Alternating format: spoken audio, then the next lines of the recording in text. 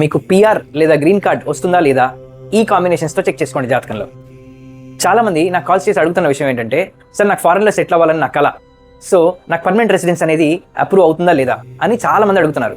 మీలో చాలామందికి ఈ వీడియో ఉపయోగపడుతుందని అనుకుంటున్నాను.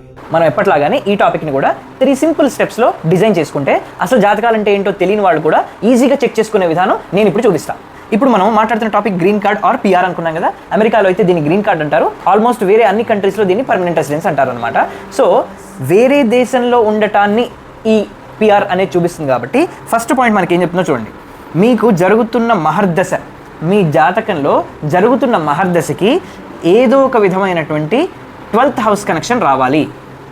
అప్పుడు మీరు పిఆర్కి ఎలిజిబుల్. ఫస్ట్ పాయింట్ ఏదో ఒక విధమైనటువంటి కనెక్షన్. ఈ కనెక్షన్ ఏంటండి? మీ ప్రతి వీడియోలో మీరు కనెక్షన్ అంటున్నారు, అది మాకు అర్థం కావట్లేదు అని అంటే, లాస్ట్ టైం వీడియోలో నేను దాన్ని ఎక్స్ప్లెయిన్ చేశాను, మళ్ళీ కూడా చెప్తున్నాను చూడండి.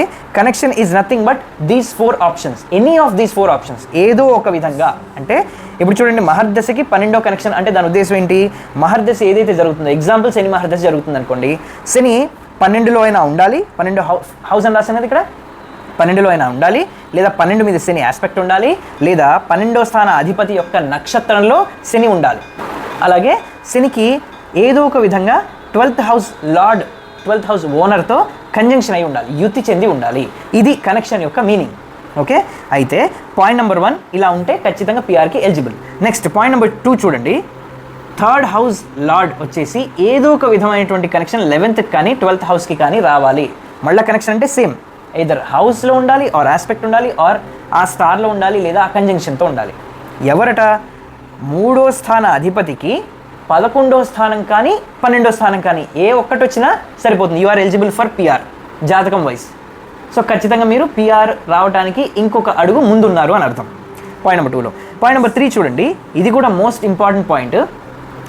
3rd house or 11th house or 12th house, ఈ మూడిట్లో ఏదో ఒకదానికి రాహు కనెక్ట్ అయి ఉండాలి.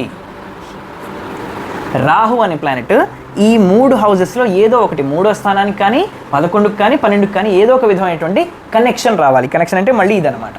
సో ఈ కాంబినేషన్స్ ఉన్నవాళ్ళు పిఆర్ వస్తుందా అనే డౌటే అవసరం లేదు, గ్యారంటీగా పిఆర్ వచ్చి తీరుతుంది.